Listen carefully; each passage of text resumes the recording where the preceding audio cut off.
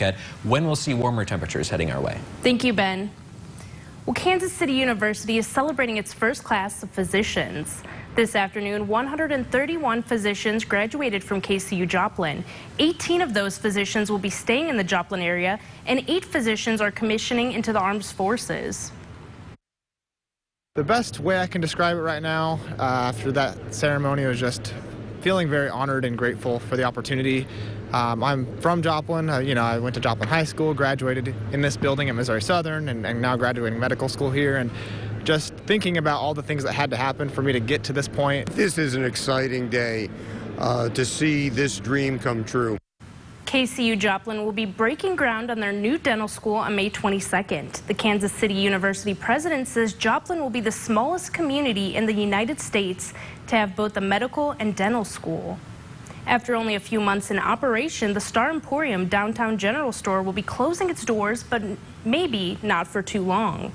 Monday will be their final day in Fort Scott for now, and there will be a 60% off liquidation sale from 10 a.m. until 7 p.m.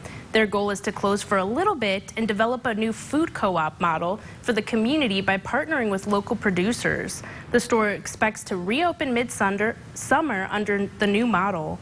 Those interested in participating in the co-op can go to fourstateshomepage.com. The city of Columbus is about to get a little more active. The first trails in Columbus are entering the final phases of construction. One trail will loop around the soccer fields in Eddington Park before it will connect to even more trails throughout the city. Once the trail system is completed, it's estimated to be about 3 miles long. Officials hope the trails will help with economic development and improve community health.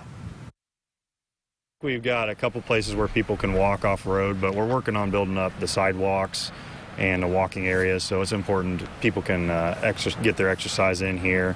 Like I say, it'll be a good place to get off the road and walk a little bit.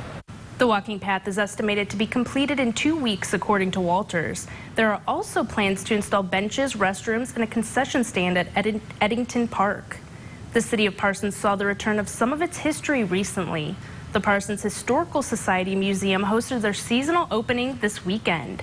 The museum debuted their recently completed West End Hall with new display cases and exhibits, including one from the Boy Scouts of America. The museum was unable to open on time last year due to the pandemic, preventing a lot of major fundraising from taking place. Since it operates off of donations from the community, opening on time held extra importance for the museum this year. We're in the process of growing and adding new exhibits all the time. So, when your traffic flow is decreased, that really impacts what you can do throughout the season. Opening on time sends a signal to people that we're here and we're going to be here. The museum is in the process for looking for volunteers as they plan events later in the year. A Joplin business is helping shelter cats find their forever home. The 9 Lives Cat Lounge and Adoption Center has helped 49 cats find permanent homes over the past 2 months.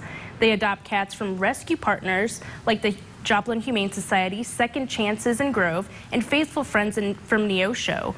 They put the cats in a natural environment to interact with people looking to adopt.